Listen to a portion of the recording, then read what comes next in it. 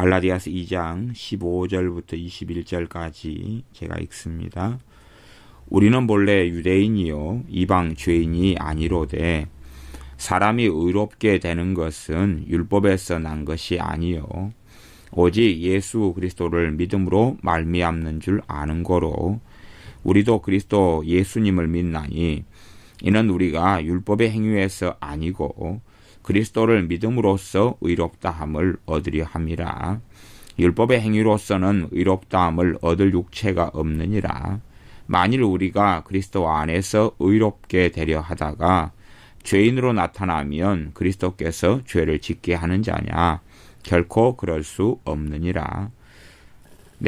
만일 내가 헐었던 것을 다시 세우면 내가 나를 범법한 자로 만드는 것이라.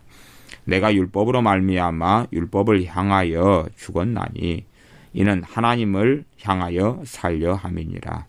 내가 그리스도와 함께 십자가에 못 박혔나니 그런즉 이제는 내가 산 것이 아니요 오직 내 안에 그리스도께서 사신 것이라.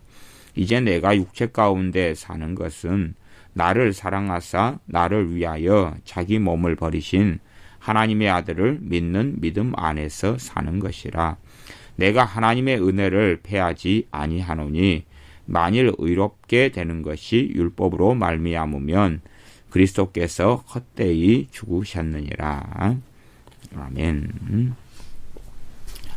갈라디아서 2장 15절부터 21절 또 물론 갈라디아서 3장 4장도 그러합니다.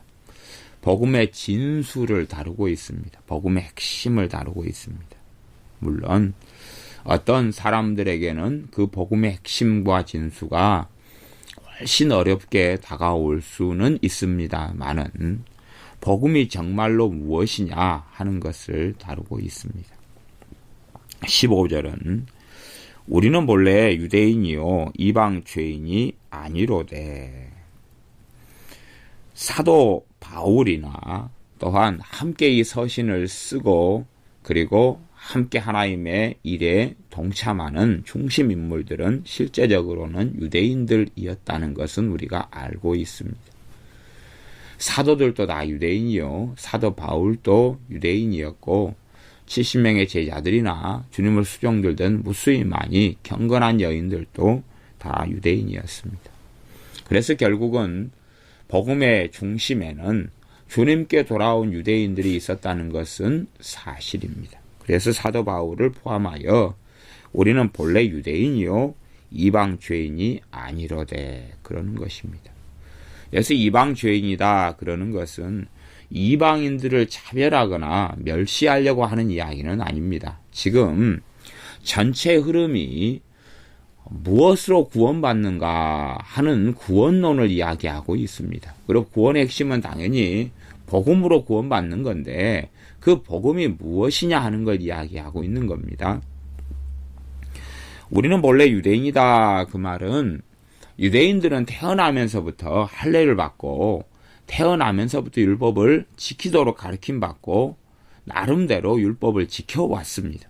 안식일도 지켜왔고 규례들도 지켜왔고 또한 식사의 시간에 정한 짐승, 부정한 짐승 나누어서 정결하고 깨끗하다고 율법에 기록된 짐승들만 먹고 살았고 또한 부모를 공경하라, 순종하라 했을 때에 부모에게 순종하면서 살아왔고 도둑질을 하지 말라 그럴 때 도둑질하지 않고 살아왔고 물론 다 지켰다는 게 아니라 그렇게 유대인으로서 태어나는 특별함이 있었고 어릴 때부터 하나님의 말씀, 율법을 지키는 데에 열심히 있고 그런 삶을 살아왔다는 이야기입니다. 그래서 이방 죄인이 아니다. 이방인들은 하나님의 말씀이 없기 때문에 하나님께로부터 등져버린 것이 너무 오래됐기 때문에 우리가 기본적으로 아는 사건은 바벨탑 사건이죠. 그때까지 함께 구음이 하나고 언어가 하나이어서 하나님을 섬기다가 점점 등져버렸죠. 욥기에 나오는 욥의 시대 때만 해도 동방 사람이지만 그 안에 욥이나 욥의 세 친구나 엘리후나 그들이 말하는 걸 들어보면 얼마나 하나님의 말씀이 풍성했는 줄을 알 수가 있습니다. 그런데 하나님께로부터 너무 오랫동안 떠나버린 다음에는 그들에게는 말씀도 없고 진리도 없고 하나님의 경외함도 없고 오직 우상 숭배만 가득하고 자신의 욕심과 살이 사욕, 진리는 없는 그런 삶을 살아왔다는 이야기입니다. 그런 면에서 유대인하고 이방 죄인을 구분하고 있는 것입니다. 살아온 길이 너무 다르다는 것이에요. 유대인들은 그래도 하나님의 성전을 지키고 제사하고 제사 제도를 통하여 죄가 용서받고 씻김받고 말씀을 때로는 배우고 익히고 그래서 말씀을 배우고 익히는 삶이 굉장히 중요한 인생과 삶으로 살아왔는데 이방인들은 전혀 그런 삶하고는 상관이 없었다는 이야기입니다. 하나님을 경외하는 것도 관심 없고 하나님을 섬기는 것도 관심 없고 진리에 대해서도 관심이 없고 오직 사리사욕과 먹고 사는 데만 관심이 있어 왔다는 이야기입니다. 그런 이야기를 15절에서 출발하면서 그럼에도 불구하고 16절 복음의 핵심과 진수를 이야기합니다. 그래서 아니로되 그 말은 이방 죄인이 우리는 아닙니다. 그러나 유대인으로 이렇게 살아왔는데 그것 때문에 이방인하고 차별되어서 우리가 구원받는 게 아니다라고 이야기하는 것입니다. 우리는 유대인으로서 계속 율법을 지켜왔기 때문에 그래서 구원받는 게 아니다. 이방 죄인들은 우리하고 전혀 다른 우상과 잘못된 삶을 살아왔는데 우리는 이것보다 훨씬 나은 삶을 살았기 때문에 우리는 구원이고 이방 죄인은 멸망하는 게 아니라 사람이 의롭게 되는 것은 율법의 행위에서 난 것이 아니요 라고 말씀합니다.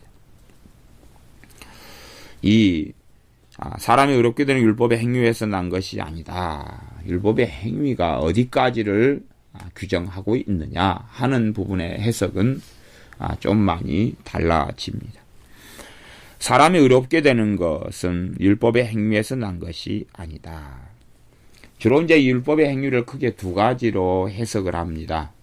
두 가지란 이야기는 일반적으로 개혁파, 개신교회, 신교와 구교로 할 때의 신교, 종교 개혁자들을 따라 하나님을 섬겨왔고 물론 종교 개혁자들이 다 성경 해석이 옳았던 건 아닙니다. 누가 완벽하게 옳은 사람이 있겠습니까? 루터가 다 옳을 수 없고 칼빈이 다 옳을 수 없고 요한 웨슬리가 다 옳을 수가 없습니다. 칼빈 주석만 쭉 훑어봐도 잘못 본 거, 좀 자신의 논리에 치우친 것들은 어마어마하게 발견되지요. 그 누구라도 옳은 사람들, 완벽하게 옳은 사람은 없습니다. 근데 이제 율법의 행위라고 할 때에 율법의 행위를 두 가지로 해석을 해왔다 그 말이에요. 그래서 천주교, 교황파에서는 율법의 행위를 율법의 의식이라고 했어요. 율법의 의식이라고 했고 율법의 의식이고 도덕법은 포함되지 않는다 그렇게 봤습니다. 좀 어려운 이야기일 수 있습니다. 그 다음에 종교 개혁자들 같은 경우는 루터나 칼빈을 쭉 해서 그런 종교 개혁자들 같은 경우는 이 율법의 행위가 율법의 의식만을 이야기하는 게 아니라 도덕법, 사회법까지 다 포함되어서 하는 이야기다 이렇게 봤어요. 그러면 왜 교황파는 그렇게 했느냐? 그러면 교황파의 신학의 근간을 가지고 있는 신학자들이 있어요. 그 신학자들의 권위에 주로 의존하는 부분이 있는데 그 신학자들이 오리겐이나 제롬이라는 신학자가 있어요. 그 친구들이 이 부분을 율법의 행위라는 부분을 율법의 의식이다 그렇게 보았어요. 율법에는 몇 가지 부분을 율법이 포함하고 있다고 제가 누누이 이야기해 왔습니다. 그래서 몇 가지로 나눈다 그렇게 사람마다 다르지만 기본적으로는 율법에는 의식이 있다. 의식이라는 건 우리가 어떤 행사를 할 때 치르는 방법을 이야기하는 거죠. 제사를 지내는 것, 또 정한 음식, 부정한 음식을 먹는 것, 정결의식을 어떻게 행하는 것, 제사장이 옷을 입을 때 어떻게 입는다, 대제사장은 어떻게 한다 하는 것들, 그런 여러 것들을 의식이라고 그럽니다. 그 다음에 도덕법이 있어요. 도덕법이라는 것은 도둑질하지 말아라. 이건 의식에 들어가는 게 아니다 하는 것이에요. 살인하지 말라, 간음하지 말라, 이런 도덕법이 있고, 물론 나아가서 이제 국가법이나 사회법, 그런 것들, 배상법이라든지 그런 거 있잖아요. 그런 부분들로도 나누어집니다. 그래서 천주교에서는 오리겐이나 이런 제롬 같은 사람들의 의견을 받아들여 가지고 율법의 행위가 율법의 의식에 국한된다라고 했어요. 왜 그렇게 해버리냐 그러면 사람이 의롭게 되는 것이 율법의 의식을 지킴으로 의롭게 되는 것이 아니다. 그렇게 해버려야 될 이유는 뭐냐 그러면 그들은 율법을 이렇게 나누어 가지고 사람이 의롭게 되는 것은 율법의 의식은 지켜가 의롭게 안 되지만 율법의 도덕법은 지켜서는 의롭게 된다는 걸 주장을 하려고 그랬던 거예요. 그래서 결국은 천주교의 신학과 믿음이라는 것은 이 갈라디아서 2장 16절을 천주교에서는 그렇게 역사적으로 해석해 왔습니다. 결국은 행위구원론을 주장한 거지요. 율법의 행위, 의식법이 아니라 도덕법 같은 것을 지킴에 따라서 구원받는다. 그렇게 걔네들은 주장해 왔습니다. 그렇게 하려고 이 율법의 행위를 율법의 의식이다. 이렇게 걔네들은 주장해 왔던 것입니다.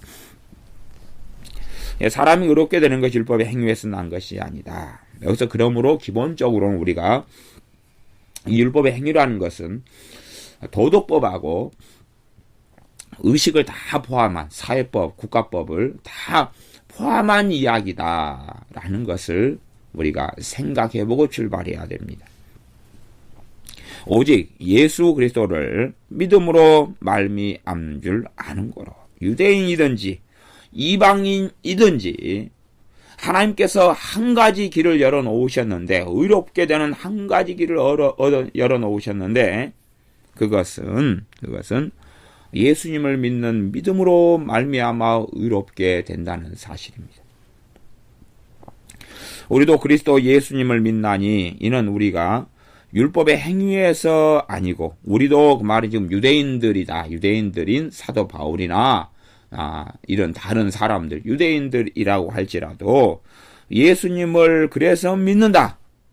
예수를 믿는 이유는 율법의 행위에서 의롭다함을 얻는 것이 아니고 그리스도를 믿음으로써 의롭다함을 얻으려 함이라. 앞에는 예수 그리스도 썼고 뒤에는 그리스도 쓴 것은 그리스도라는 이야기는 기름 부음을 받은 자 그 말입니다. 하나님께서 왜 예수님을 그리스도로 삼았는가 하는 것입니다. 하나님 아버지께서 왜 예수님을 그리스도로 삼았는가, 왜 기름을 부었는가, 무엇으로 기름 부었는가? 구원의 통로지. 구원의 근거고 구원의 통로입니다. 구원의 근거는 예수님의 피고 예수님의 십자가고 예수님을 통해서만이 구원받는다는 것. 예수님을 통해서만이 구원받을 수 있도록 예수님의 대속을 통하여서만이 구원받을 수 있도록 구원을 위하여 하나님 아버지께서 기름을 부었다 하는 부분에서 그리스도라 그러는 것입니다. 그리스도를 믿음으로써 의롭다함을 얻으려 함이라. 율법의 행위로서는 의롭다함을 얻을 육체가 없느니라. 자, 이제 어떤 면에서는요, 야고보서를 좀 읽는 사람들은 야고보서는 사람이 의롭다함을 받는 것은 믿음으로만 아니니라. 행함으로도 의롭다함을 받고 믿음으로도 의롭다함을 받느니라. 그래서 믿음이 행함과 함께 일하고 행함이 그의 믿음과 함께 일한다. 그런 말씀을 하고 있어요. 그렇기 때문에 갈라디아서 말씀하고 갈라디아서 말씀 로마서하고 같고 야고보서 말씀하고는 충돌하는 것처럼 여겨집니다. 실제로 야고보서 말씀 같은 경우는 종교 개혁자인 루터 같은 경우는 제대로 설명과 해석을 못했어요. 그렇기 때문에 야고보서 말씀은 지푸라기 서신이다 그래가지고 자신의 입장에서 야고보서 말씀을 거의 버리다시피 했어요. 그리고 많은 사람들도 그것을 따라갔던 것이 사실이다 그 말입니다.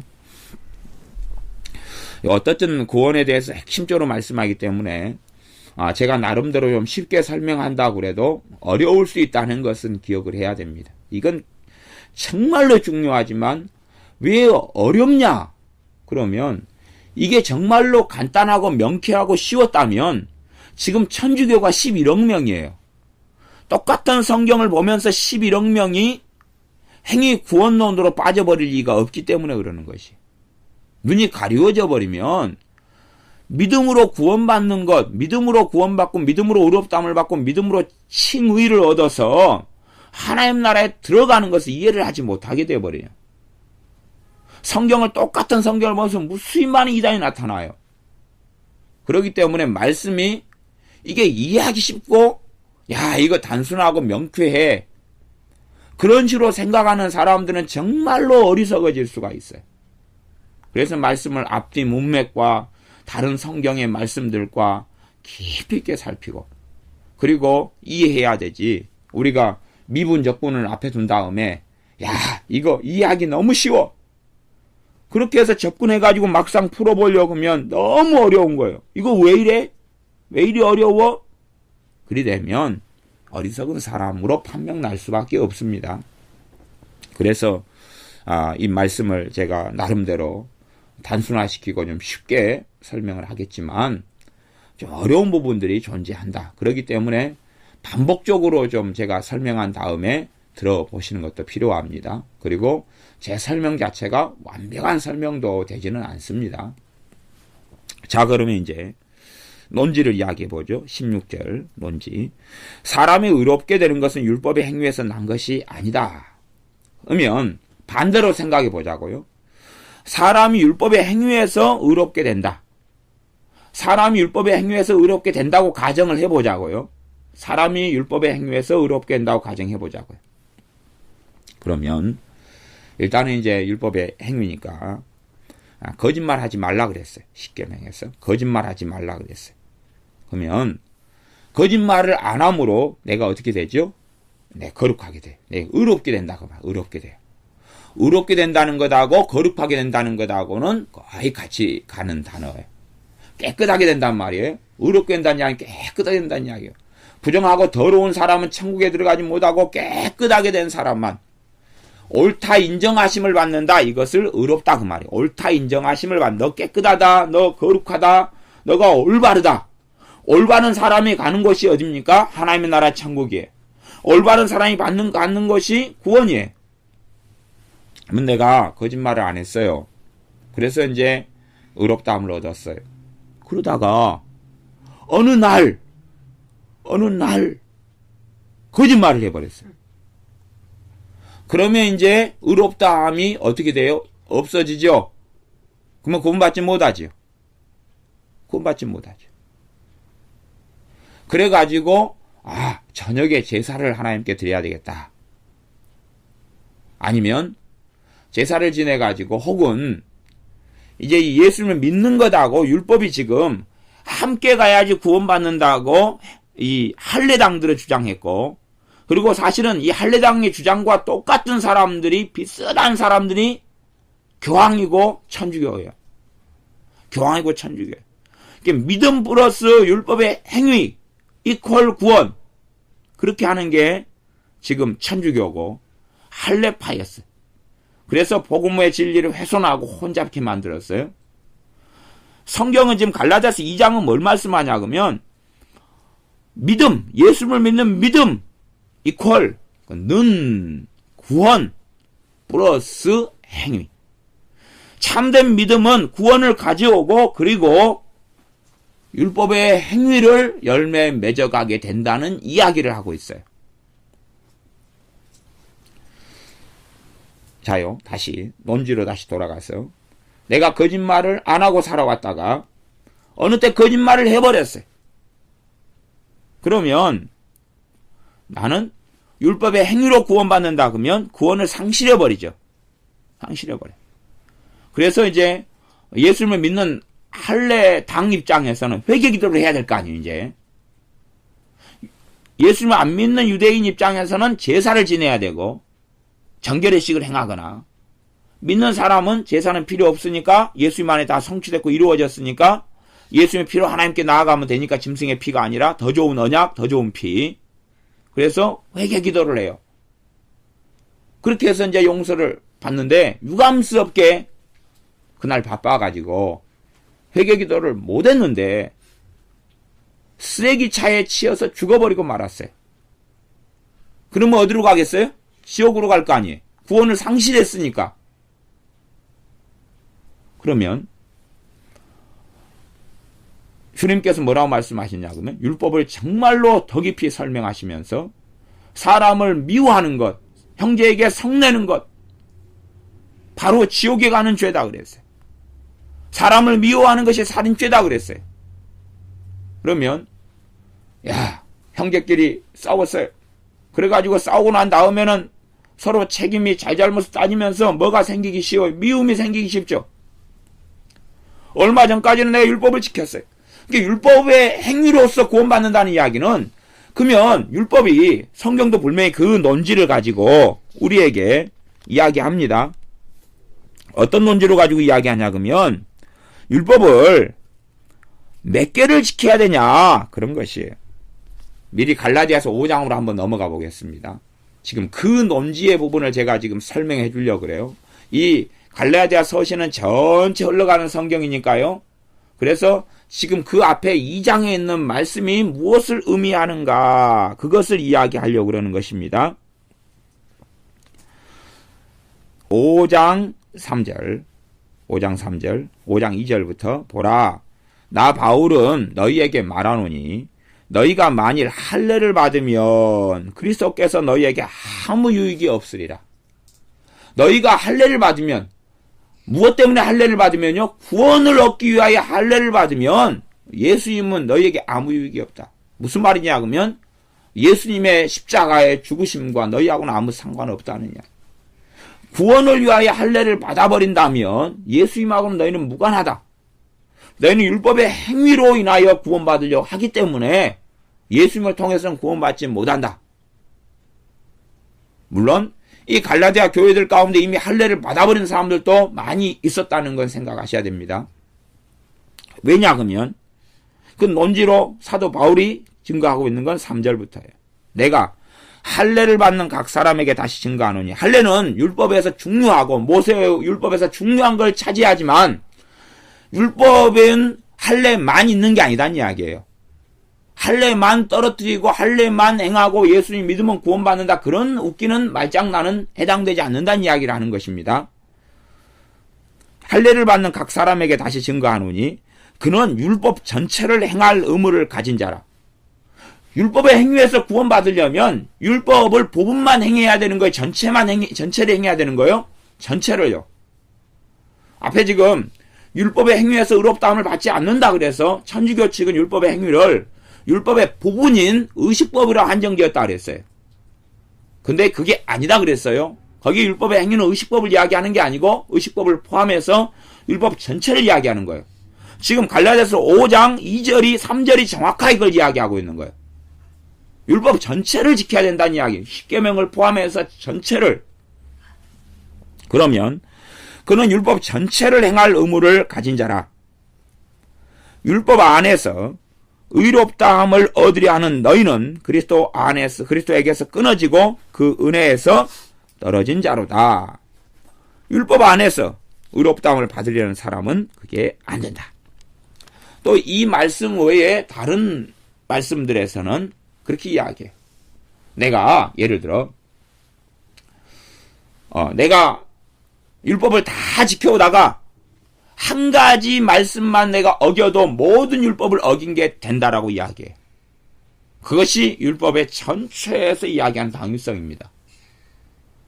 율법을 내가 하나는 아니면 내가 보기 아이고 이건 내가 지키기 어려워. 이거 빼먹어. 이거 빼. 내가 이건 지킬만 하네. 이거 지켜. 그랬더니 구원 그렇게 되는 게 아니라 율법의 행위에서 구원을 받으려면 율법을 전체를 다 지켜야 구원받는다 그 말이에요. 전체 율법에 대한 의무를 가지게 된다 그 말이에요. 그리고 전체를 다 지켜야 구원받아요. 그러면 내가 오늘 어떤 하나를 어기면 내가 오늘까지 율법을 다 지켜왔어요. 그러다가 오늘 저녁에 아니면 내일 하나를 어기게 되면 구원이 어찌 되는 거예요? 상실해버린다 그 말이에요. 지금 율법의 행위에서 구원받는다, 율법의 행위에서 의롭게 된다, 의롭게 된다는 것은 구원받는다는 이야기입니다. 의인이 구원받는 것이니까. 그걸 주장하는 사람들은 자기들이 도대체 무슨 말을 하고 있는 것을 이해하지 못한다 하는 것이에요. 유대인들도 똑같은 것입니다. 태어나면서부터 하나님의 선택받은 민족으로 태어나고 조상으로 인하여 선택받았고 약속을 받았어요. 그러나 본질적으로 그들도 하나님의 선택받게 된 것은 그들의 행위입니까? 하나님의 은혜입니까? 하나님의 은혜잖아. 그들이 잘나가지고 하나님 택한 게 아니에요. 그들이 잘나서 택한 게 아니에요. 오히려 하나님을 잘 믿었던 사람은 아브라함이지 그들은 아니에요. 그들은 태어나면서부터 보니까 아브라함이 자신들의 조상이었던 거예요. 아브라함이 잘 믿은 거하고 자기가 무슨 상관이에요. 그 조상을 둔 것일 뿐이죠. 그래서 누가 자기 아빠가 경찰서장이다 거드름 피우면 그렇게 이야기하잖아요. 야, 네가 경찰관이고 네가 경찰서장이냐? 누가 빠진 것을 네가 군 것처럼 목에 힘주고 기부 싸고 다니냐? 그러다 목 부러진다. 그러는 거 아니에요. 자기 아버지가 부자라고 큰 소리 치면, 그리고 자기 아버지가 준 용돈으로 막 대단한 사람인 것처럼 하면 친구들은 그잖아요. 지가 벌은 돈도 아니면서 유세 떠네. 네가 부자야? 네가 아빠가 부자지? 그런 거 아니에요. 유대인들이 자신들이 와 우리는 선민이야. 거룩해. 우리는 잘났어. 우리는 율법을 지켜왔어. 그렇게 말하지만 그들도 본시로 하나님의 은혜를 통하여 선택받은 것이라는 이야기입니다. 오히려 하나님의 은혜로 선택받은 유대인들이 끊임없이 하나님께 반역하고 어그러진 길을 갔고 하나님 앞에서 죄를 지어왔던 것이 유대인 이스라엘의 역사였습니다. 율법의 행위에서 구원받아야 된다. 실제로 과거 유대인들도 율법의 행위에서 구원받는다. 그게 아니라 출발은 본래 그랬어요. 어떤 출발이냐 그러면 하나님이 먼저 선택하셨어요. 하나님이 선택하셔서 하나님의 백성으로 먼저 삼았어요. 그런 다음에 뭘 주셨어요? 율법을 주셨어요. 그러니까 선과 후가 그것도 명확합니다. 선과 후가 명확해요. 유대인들이 죄를 지었다 그래가지고 하나님의 백성이 안 돼버린 게 아니에요. 죄를 지은 사람들이 하나님의 백성이 아니다 그런 게 아니라 제사법을 주셨어요. 정결예식법을 주셨어요. 그래서 죄를 속하는 길을 열어놓으셨어요. 그러지. 너가 죄 지었어. 그러니 이제 넌 내 백성이 아니야. 추방! 그렇게 했던 게 아니고 죄 지었으니까 빨리 제사를 하나님께 지내고 짐승의 피를 통하여 양의 피를 통하여 염소의 피를 통하여 소의 피를 통하여 깨끗함을 얻으라. 하나님께 죄의 용서를 받으라. 그렇게 했다 그 말이에요. 그렇기 때문에 실제로 유대인들의 인생과 삶도 율법의 행위로 의롭다함을 받은 삶은 아니었다 그 말이에요. 제사 제도는 율법 안에 속한 거지만 또한 율법을 벗어난 것이기도 해요. 제사 제도는 사실은 은혜에 속한 거기 때문에 그래. 죄 용서의 길을 열어놓으신 것이 제사 제도예요. 그러니 유대인들은 또 착각하고 있는 거예요. 자기들은 율법의 행위로 의롭다함을 받아왔다라고 착각하고 있는 거예요. 사실은 그렇지 않아요. 그렇게 따지면 아무리 유대인으로 태어나도요. 어릴 때부터 율법을 다 지키지 못하지요. 심지어는요. 남자들은 1년 3차례씩 하나님 앞에 보이라 그랬어요. 그러나 규정상 그렇게 했어요. 몇 살 이상부터 그래라 그랬어요. 몇 살 이하는 율법을 지키는 데서 제외가 되는 거예요. 그게 가능하지가 않으니까. 가능하지가 않아요. 갓난 아이들이 율법을 지키는 것이 알아야 면장을 할 거 아니에요. 가능하지 않아요. 그리고 어린 아이들이 말씀을 배우고 율법을 지켜오는 과정에서 다 8살 됐어요. 8살. 그럼 그때부터 퍼펙트하게 완벽하게 율법을 지킬 수 있어요? 없어요? 없잖아요. 누구든지 그건 불가능해 왔어요. 그렇기 때문에 율법을 지키는 것은 무거운 짐이다 그랬어요. 무거운 짐이다 그랬어요. 이 무거운 짐. 율법을 통해서 구원받으려 하는 것은 조상들도 지지 못한 짐을 짊어지고 있는 것이고 유대인들에게 그 무거운 짐을 부과하고 있는 것이 율법을 지킴으로 의롭다함을 받는 것. 그게 율법의 행위라는 의미입니다. 율법의 행위는 율법을 지키는 것을 이야기해요. 그래서 갈라디아 5장으로 이야기하면 율법 전체를 이야기하는 율법 전체의 의무를 짊어지는 것이. 그렇게 한다면 결국은 이것도 무슨 구원에 이르게 되냐면 이 구원론도 성화 구원론을 이야기하는 것이 되고 말아요. 성화 구원론은 완벽하게 율법을 다 지키고 그렇게 살아가는 중에 주님이 재림하시면 구원받는 거예요. 아니면 완벽하게 다 살아가다 지키고 살아가다가 죽으면 구원받고 천국 가는 거예요. 결국은 누구의 행위로 구원받아요? 자신의 행위로 구원받아요. 예수님은 헛되이 죽으셨느니라 할 수밖에 없는 것이에요. 예수님은 필요가 없는 거예요. 단지 예수님은 자신들 율법의 행위를 지키면서 구원받고 예수님도 믿고 구원받는데 액서사리에 불과하는 것이. 그냥 이방인과 유대인들 가운데 다리를 놓아주는 어떤 또 하나님께 다리를 놔주는 건데 구원에 있어서도 단지 그냥 보조적인 역할만 하게 된다. 그렇게 주장하는 것과 똑같은 것이다. 그 말이죠. 자신들은 이 당시에 율법에 열심히 예수님 믿으면서 율법에 열심히 있는 사람들 수만 명의 유대인들이 있었다 그랬어요. 사도행전 21장에 보면 그 사람들도 지금 이 갈라디아서 2장 16절의 진리가 무엇인지를 이해하지 못했다 그 말이에요. 대다수의 사람들이 이해하지 못했어요. 이거 우리가 쉽게 이해할 수 있다 그러면 어리석은 게 되고, 그리고 이해가 사실은 우리가 깊이 있게 복음의 진술을 알고 알아왔으면 이해하는 게 그렇게 어렵지는 않죠. 이미 다 알고 있는 사항일 수도 있으니까요. 그러나 천주교는 잘못 해석되어 왔고, 굉장히 유명한 교부라고 하는 사람들 중에서 오리겐이나 뭐 그런 사람들, 제롬 같은 사람들도 잘못 해석해 왔어요. 그래서 이런 도덕법을 지키면서 우리가 의롭다함을 받는다, 이런 주장을 해왔다, 그것이에요.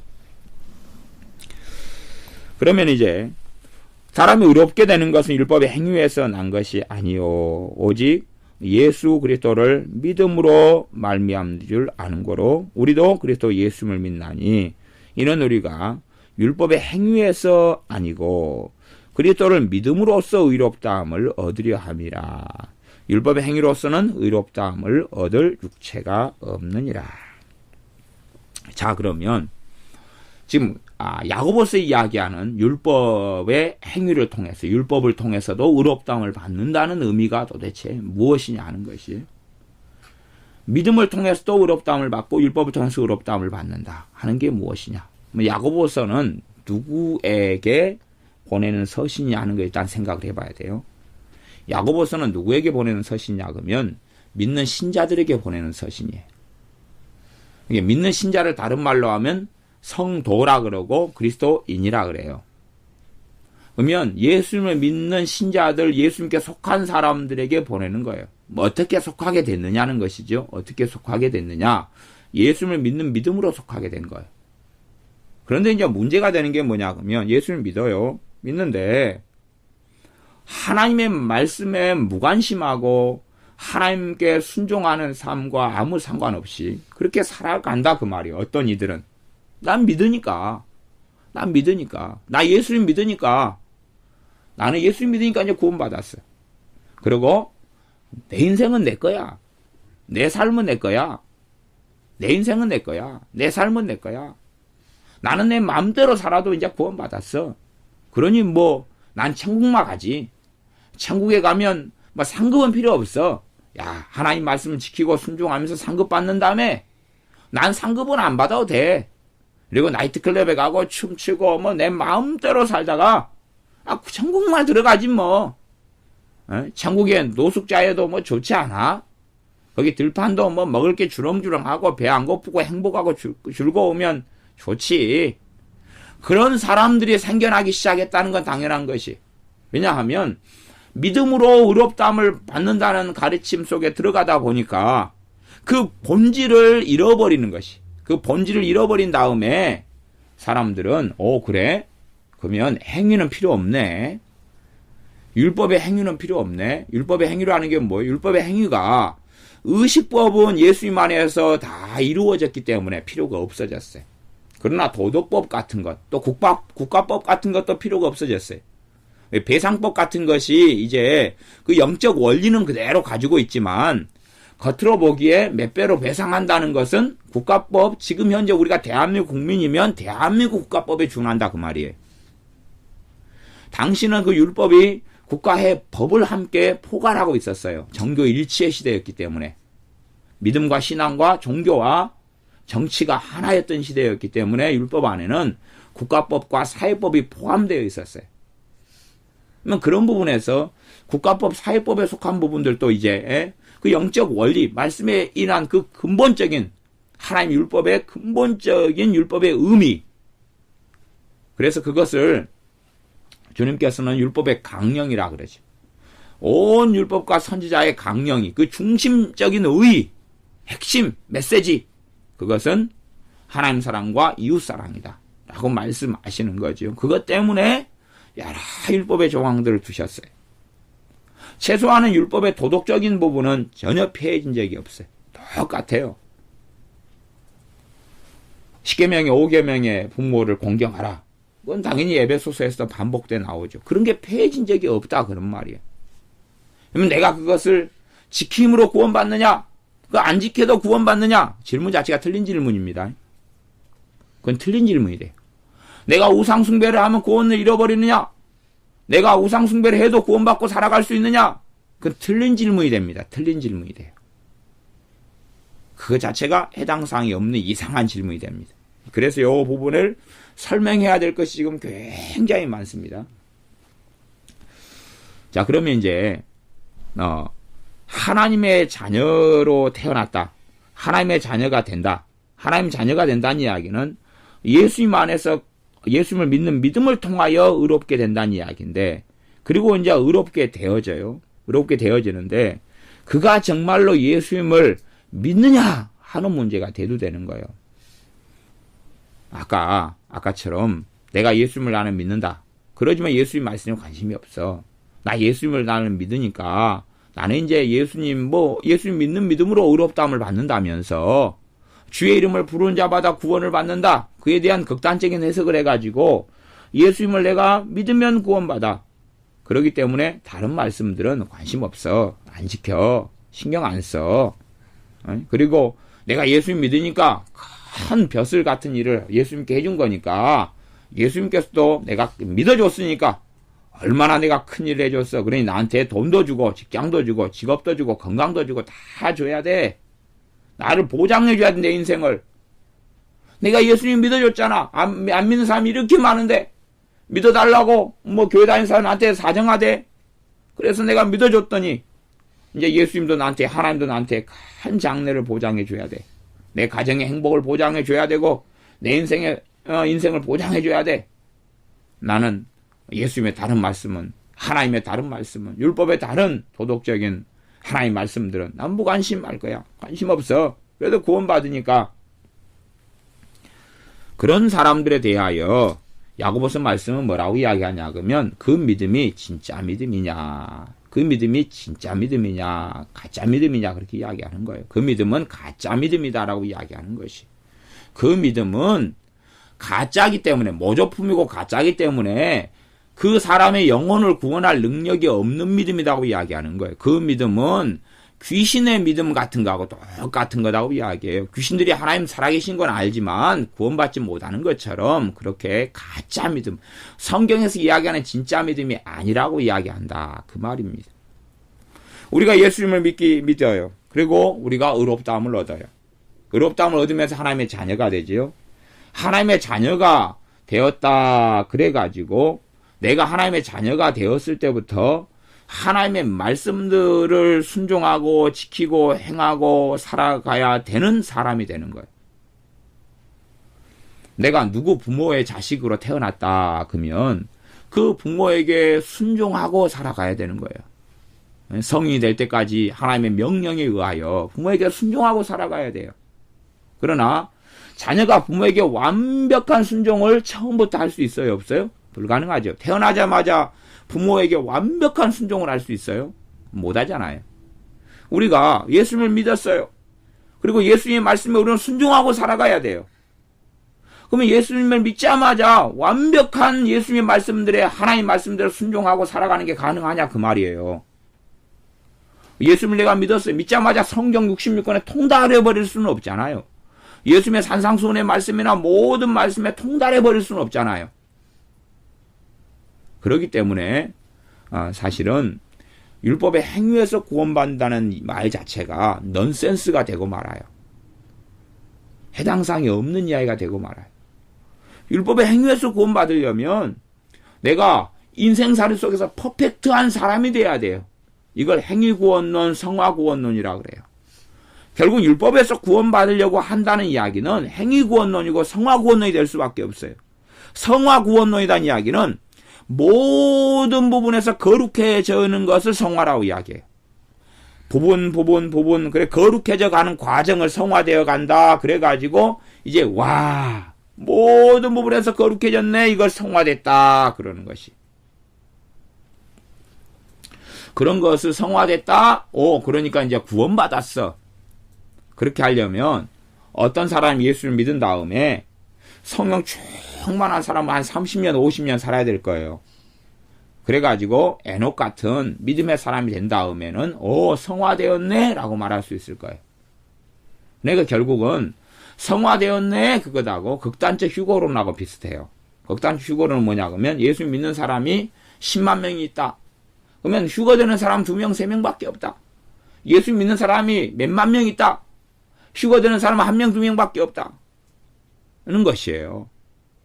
인구가 100만 명 있다. 100만 명 가운데 휴거되는 사람 2명밖에 없다. 그게 뭐냐 그러면 성화구원론이에요. 휴거되는 사람은 예수님의 인정받는 신부니까 휴거될 거 아니에요. 그 가운데는 몇 명밖에 없다. 당연히 자신들의 조건과 기준으로 보니까 성경의 말씀을 다 행해야지 성화된 거라고 말할 수밖에 없잖아요. 근데 다 행하는 사람은 거의 없기 때문에 그래요. 어린아이는 어떤 말씀에 행해가고 시작하고 있어요. 행해가기 시작하고 있어요. 출발했어요. 출발을. 이제 예수님을 믿은 영적인 어린아이는 출발했어요. 출발을. 예수님 믿었는데 혈기가 충만해요. 이제 성기를 안 내는 삶을 살아가려고 출발했어요. 성기를 내고 회개하고 성기를 내고 회개하고 왜 이 자기의 성기를 나고 안에 분노가 쌓여 있는 것 이것이 한순간에 해결되지 않거든요. 주여 내 분노 문제 혈기 문제를 해결해 주시옵소서. 그리고 작정기도 하고 철야하고 40일 금식기도 해가지고 해결되지 않아요. 그것이 어떤 사람은요 40일 작정기도 한 다음에 해결됐다고 하는 간증을 하는 사람도 있어요. 그게 사실이다 그러면 그 간증하고 좀 다른 이야기가 내면에 숨어 있습니다. 숨어 있다는 건 뭐냐 그러면 그가 그 전에 자신의 분노, 자신의 혈기 문제하고 치열하게 싸워온 인생 역사가 있어요. 예수님의 말씀대로 따르기 위하여 자신의 분노와 혈기 문제하고 치열하게 싸워온 인생의 여력이 있어요. 그런 여정 가운데서 그 분노 문제, 혈기 문제를 해결하려고 주님 앞에 정말로 겸비하게 엎드리는 시간들로 인하여 한순간에 끊어진 것처럼 보일 뿐이에요. 말하자면 그가 너무 혈기 문제에서 그냥 자유를 잃어버린 채로 분노와 혈기 속에 살아갔다가 거기에 해방을 갖게 되는 거죠. 자유케 되는 거죠. 자유케 됐다는 이야기는 내가 혈기를 낼 수도 있고 안 낼 수 있는 자유를 가졌다는 거지 안 내게 되었다는 것을 이야기하는 건 아닙니다. 믿음이 이제 예수를 믿는 초년생이에요. 그러면 예수를 믿었어요. 의롭다함을 받았어요. 의롭다함을 참으로 받은 사람들은 이제 하나님의 말씀 안에 주님을 따르는 길을 걸어갑니다. 정말로 예수님이 자신의 주님인 사람은 예수를 믿는다 그 말은 무엇으로 믿어요? 주님으로 믿잖아요. 예수님을 주님으로 믿잖아요. 예수님을 주님으로 믿으면 주님을 따르지요. 누군가의 자신의 부모를 엄마 아빠라고 부르면서 엄마 아빠의 말을 무시하고 인정하지 않고 돈이나 내놔라, 밥이나 내놔라, 자가용이나 사내라, 아파트나 사내라, 나는 내 멋대로 살란다. 그러면 말이 엄마 아빠고 아버지 어머니지 그것이 무슨 이야기냐 그 말이 말장난이죠. 그러니까 그런 부분을 다루고 있는 성경이 야고보서예요. 이것은 지금 이쪽으로 갈라디아서 부분이나 로마서는 물론 로마서는 양쪽 야고보서 갈라디아서 좀 더 통합해가지고 다루고 있습니다. 사실은요. 근데 이 갈라디아서의 일단은 핵심은 무엇으로 구원받느냐는 것이 무엇으로 구원받느냐는 것이 물론 어떤 이가 예수님을 믿다가 실족돼 버릴 수도 있어요. 예수님을 믿다가 구원받았어요. 그 다음에 예수님을 떠나버리고 타락해버리고 실족해버릴 수 있어요. 그런 문제까지는 깊이 있게 멀리 다루진 않아요. 그런 문제는 히브리서 같은 데서 좀 많이 다루어져요. 어떤 사람이 예수를 믿다가 타락해버리는 문제, 구원을 받았는데 구원을 잃어버리는 문제. 물론 어떤 어리석은 사람들은 타락해버리고 구원을 잃어버릴 가능성을 무시합니다. 자신들의 신학으로. 한 번 구원은 영원하다라고 해요. 근데 그것은 어리석은 것이죠. 그러나 우리가 믿어야 될 것은 정말로 내가 예수님을 믿는 한은 내가 구원을 잃지 않는다는 것은 그에 대한 믿음을 가지고 있어야 돼요.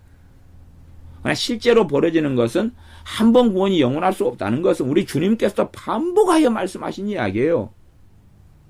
그냥 사복음서에 완전하게 도배가 된 이야기예요. 왜냐하면 나를 믿는 이 소자 중에 하나를 실족하게 하는 자는, 실족이 뭐예요? 주님께 떨어져 버리게 하는 것 실족이라 그래요. 실족하게 한다는 것은 크게 두 가지로 번역합니다. 그러니까 NIV 같은 경우는 죄를 짓다 이렇게 번역하는데 NIV 번역은 틀렸어요. 그런 부분에서는. 왜냐하면 죄를 짓게 한다, 죄를 짓게 하는 자는 목에 연자맷돌을 메우고 물에 던져지는 게, 바다에 던져지는 게 낫다. 이 정도로 끔찍한 죄다 그랬어요. 그러면 내가 믿음이 연약한 사람하고 대판 싸워요. 믿음이 연약한 사람이 상처받지요. 그러면 그 정도의 죄가 목에 연자맷돌을 메고 바다에 던져지는 그런 죄가 되느냐? 그렇지는 않아요. 그러면 어떻게 이 세상을 살겠어요? 그렇기 때문에 나를 믿는 소자를 실족하게 한다는 것은 죄 짓게 하는 의미가 아니고 예수님을 믿다가 포기해 버리게. 이유는 누구 때문에? 나 때문에. 나 때문에 예수님을 믿는 것을 그만둬 버리게 되는 그런 죄를 지으려면 차라리 무엇이 낫다는 거예요? 연자목들은 목에 메우고 바다에 던져지는 게 낫다는 이야기예요. 그 죄를 짓는 것보다는 심청이가 되는 게 낫다는 이야기죠. 아버지의 눈을 뜨게 하기 위하여 배 타고 가다가 임당수에 빠졌다든가. 근데 임당수에 빠질 때도 심청견을 잘 봐야 돼요. 심청이가 스스로 뛰어들었으면 자살이고,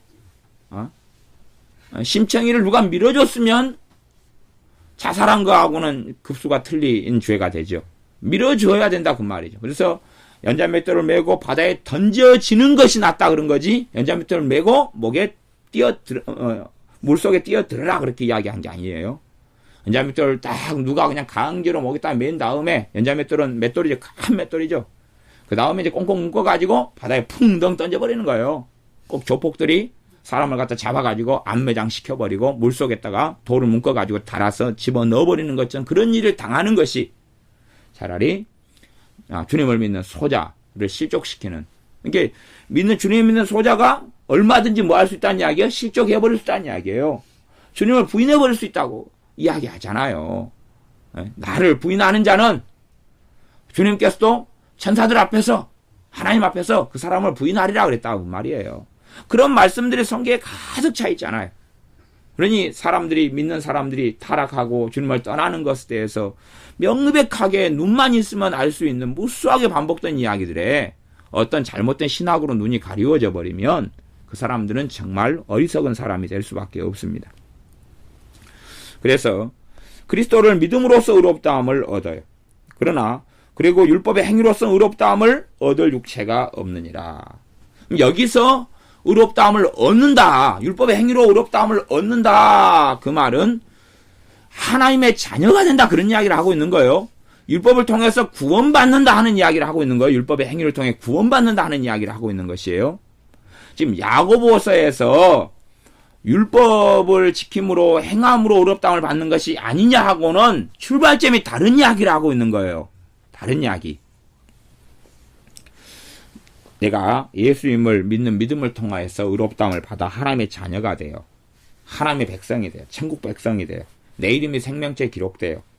그런 다음에 이제 내가 하나님 앞에 감사할 수 없는 자리에 감사하고, 하나님을 다 신뢰할 수 없다, 믿을 수 없다, 이 환난 속에, 어려움 속에 하나님을 신뢰할 수 없다 그럴 때 하나님을 신뢰해요.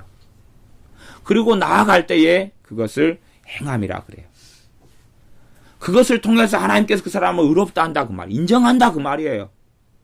이것을 옳다 인정하심을 받은 후에 그렇게 이야기하는 것이. 어떤 이들은 예수를 믿어요. 그러나 하나님 말씀을 행하는 것은 그렇게 해나가지 않아요. 이제 지금 시대하고 옛날하고 달라진 게 참 많습니다. 우리는 이제 조금만 가면 장사하는 시내가 있고 시장이 있고 가게들이 많습니다. 그러면 주일 성수, 물론 주일 성수를 제가 율법적인 개념으로 이야기하는 건 아닙니다. 최소한은 예수 믿는 사람들은 하나님께 구별하여 예배드리는 날과 시간이 필요하잖아요. 물론 제가 주일 밤 12시 넘어갈 때부터 다음날 12시까지 철저하게 예배만 드려야 한다, 그런 율법주의를 저는 신봉하지는 않습니다. 제가 그걸 신봉했다면 주일 성수를 해야지만이 구원받는다, 그래야지만이 하나님 앞에 죄 안 짓는 거다, 그러면 저 군대 못 갔습니다. 군대 가니까 주일날도 총 들고 보초소로 가야 되거든요. 그때는 특별 비상기간에는 다 총 들고 다 일하고 해요.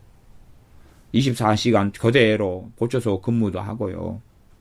경찰관 못 되지요. 경찰은 교대 근무하잖아요. 그치요? 소방사 못 되지요. 공무원 다 휴한 날, 빨간 날 비상사태가 벌어지면 나가서 일해야 되는데, 그들이 주님 앞에 살아나가는 한은 주일날 총을 들고 보초 서는 게 주님 앞에 있을 때는 주님의 일이고, 소방사가 주일날 막 불나 있을 때 예배당에 가기보다는 불 끄러 가는 게 주님께 기뻐하시는 것이에요. 그러니까 주일 성수의 의미를 극단적인 의미로 생각해보는 문제가 있어요. 근데 제가 그런 걸 주장하고 이야기하는 건 아니에요.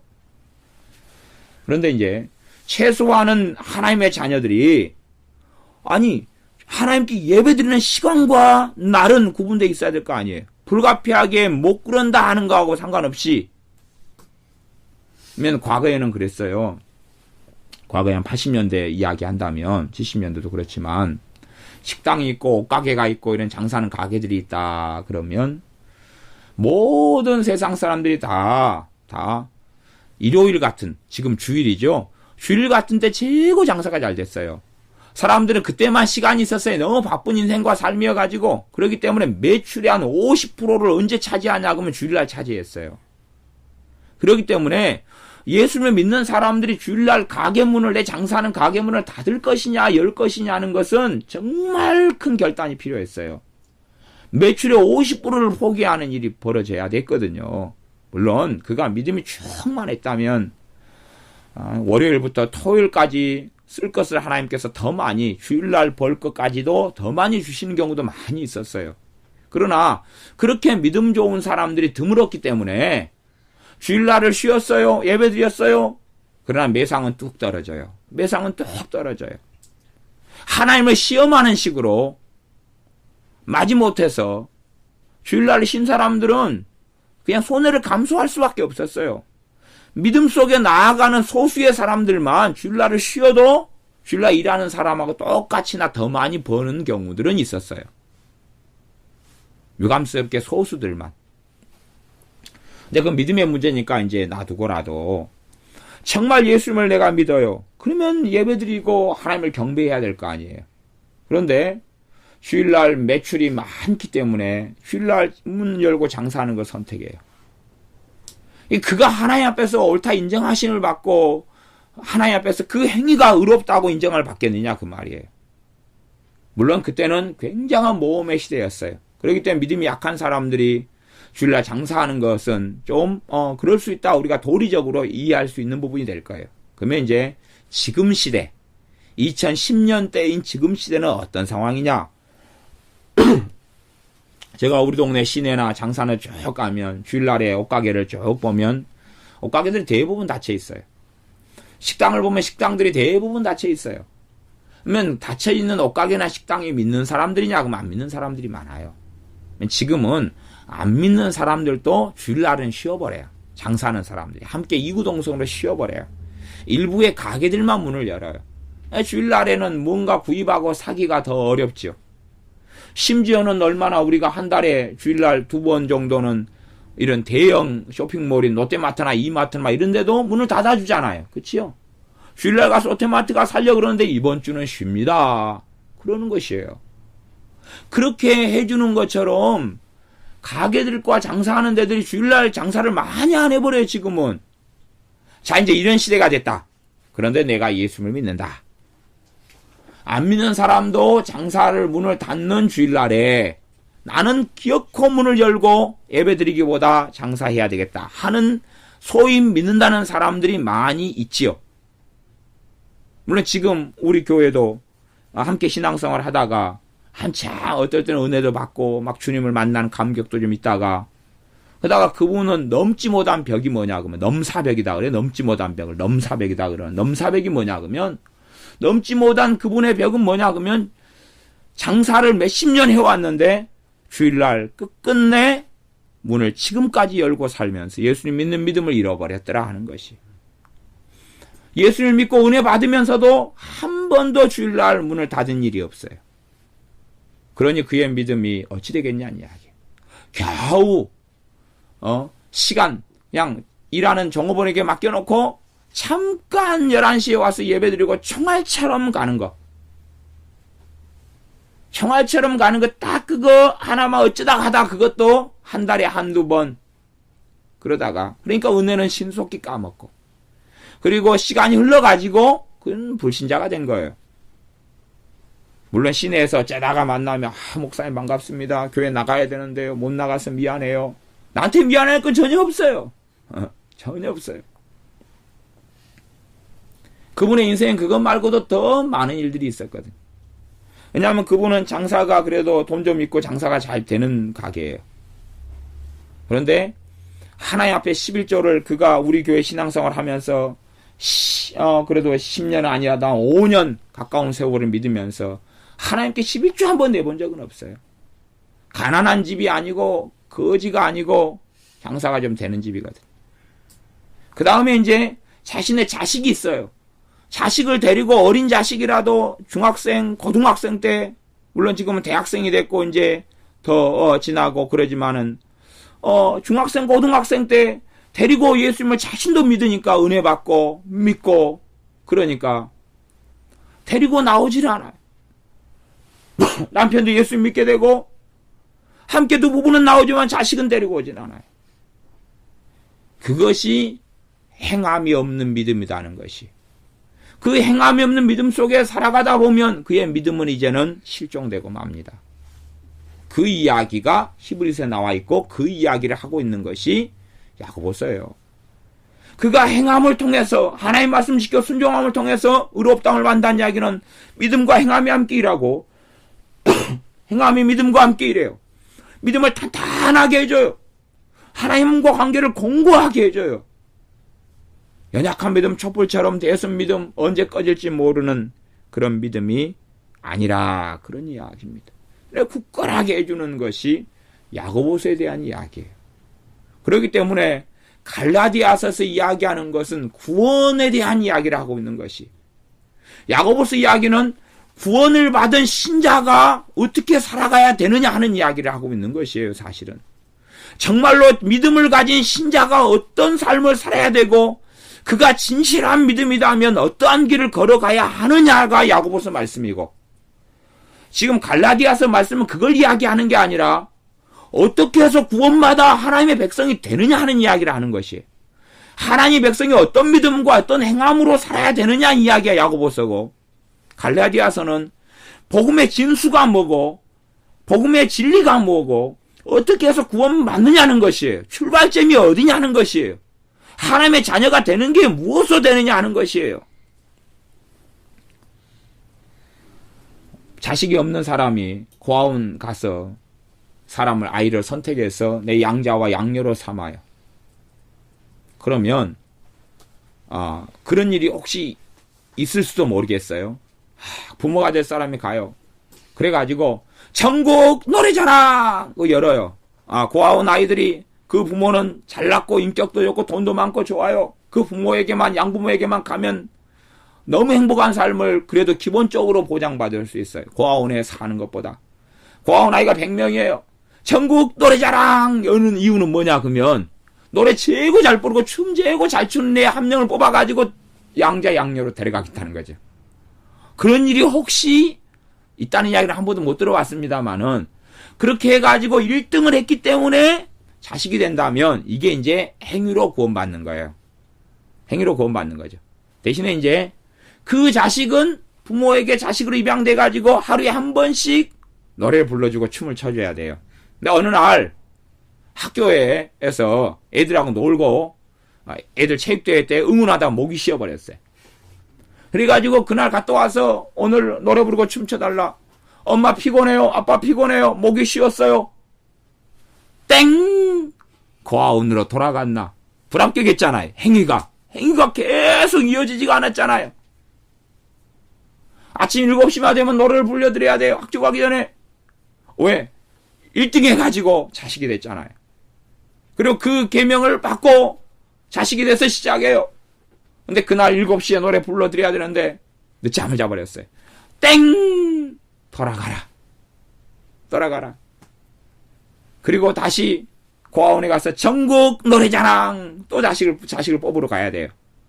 그 1등한 애를 그랬더니 그 전에 이제 1등 해가 자식이 되려고 노래 연습을 많이 했을 거 아니에요. 왜 자식이 되면 일단 용돈을 한 달에 10만 원씩 주고 좋은 옷, 메이크업 옷, 학원 보내주고 잘해주고 먹을 거 잘해주고 고아원보다는 훨씬 더 좋은 여건을 마련해주고 그걸 얻기 위해서 노래 솜씨와 춤 솜씨를 갈고 닦았어요. 어서 오세요 아저씨 아줌마. 이젠 내가 노래할 테니 잘 들어보세요. 문 앞에 들어올 때부터 노래자랑 열기 전에 아니 내 노래만 듣고도 결판이 날 수 있을 거예요. 내 춤만 보고도 뿅 가셔가지고 나를 자식으로 삼을 수 있을 거예요.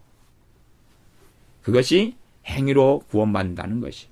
그러면 그걸 유지하기 위해서는 무엇이 계속 있어야 돼요? 행위가 계속 있어야 돼요. 구원의 유지를 위해서는. 근데 사람은 내가 근심을 계속 안 하고 살아가다가 어느 때 근심만 나지를 닥치면 근심을 확 하잖아요. 그러면 지금 율법의 행위가 지금 없어져 버린 거예요. 한 가지 계명을 어기면 모든 계명을 어긴 거다 그랬어요. 하나님 말씀이. 그러면 구원이 상실되어 버린다는 이야기예요. 그렇기 때문에 율법의 행위로 구원받는다는 이야기를 그 의미가 무엇인지를 생각을 해야 되는데 그 의미가 무엇인지를 생각을 못한다는 이야기예요. 그런 사람들이 초대교회 때 예루살렘 교회 때 득세를 했어요.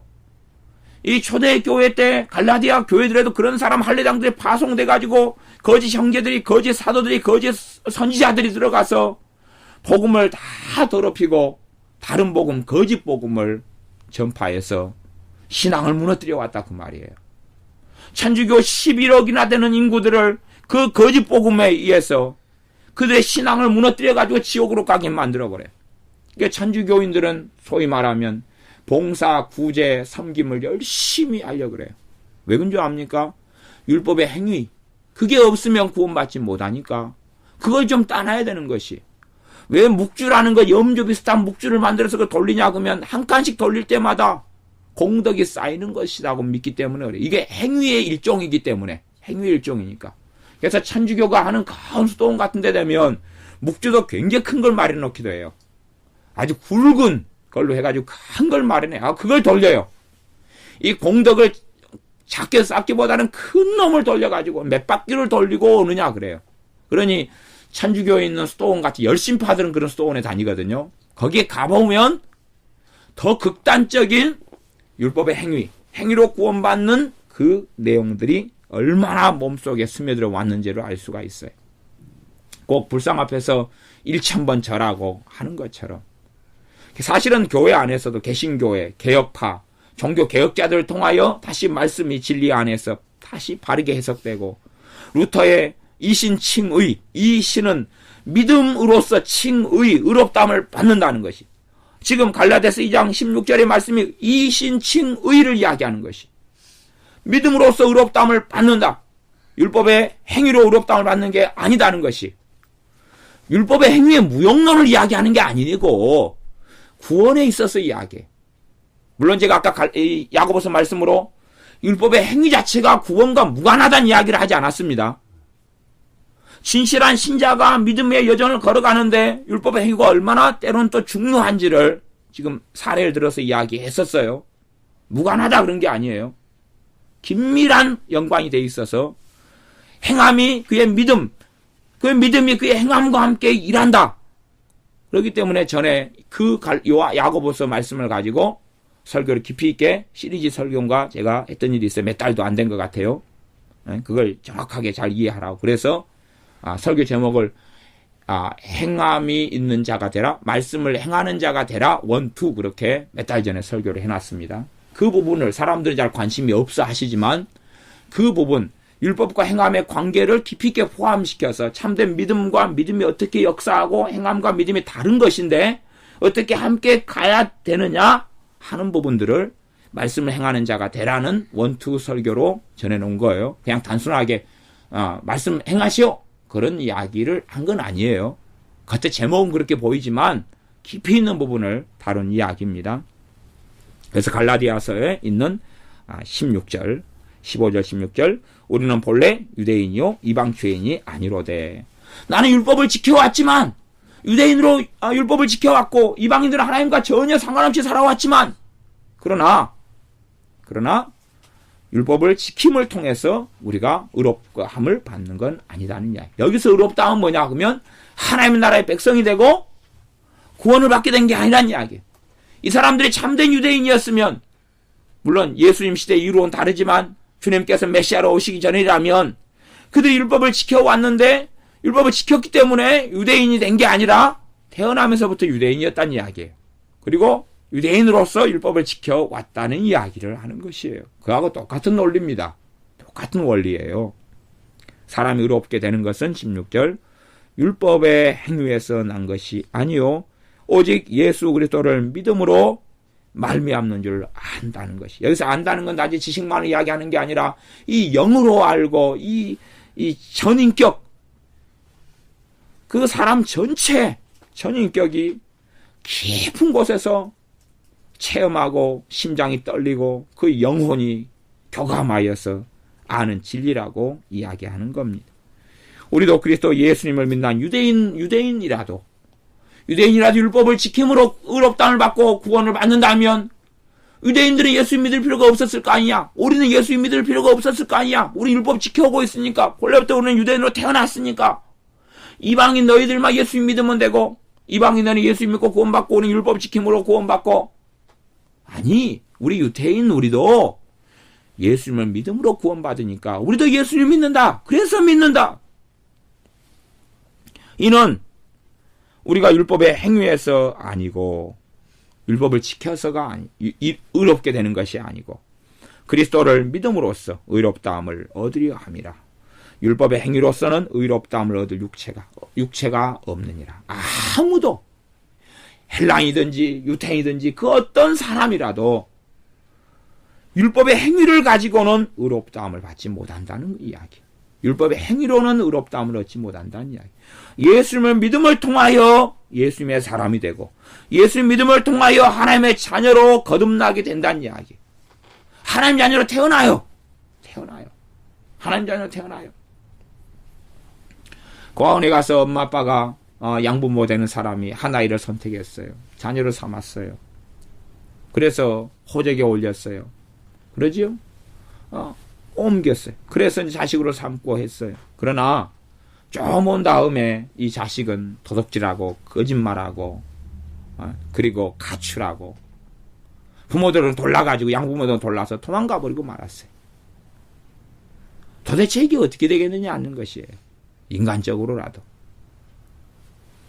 사실은 그게 정말로 그 양부모의 자식일 수 있겠느냐 하는 것이에요. 그런 부분을 다룬 것이 야고보서고 여기서는 그 자식이 그 고아원에 있는 그 자식이 어떻게 무슨 행위로 양부모에게 선택을 받아서 양부모의 자식이 됐느냐 하는 이야기를 다루는 것이 사람들이 유대인이든지 이방인이든지 간에 무엇으로 하나님께 선택을 받아 의롭다함을 얻었느냐 하는 것이 그것은 믿음으로서 그렇다는 것이 믿음으로 의롭다함을 받아서 하나님의 나라에 들어오게 되었다는 이야기예요. 거기에서 이제 믿음의 여정을 걸어가는 이야기는 이 부분 갈라디아서 2장의 이 부분에서는 논지가 아닙니다. 그 부분을 이야기하려는 건 아니에요. 그 부분은 갈라디아서에서 다루려고 하는 부분 중에서는 뒤에 다뤄. 6장이나 이런 뒤쪽, 5장이나 6장이나 뒤쪽에서 다루는 말씀들이에요. 그렇기 때문에 결론적으로는 야고보서 말씀하고 완전히 다른 건 아니에요. 또한.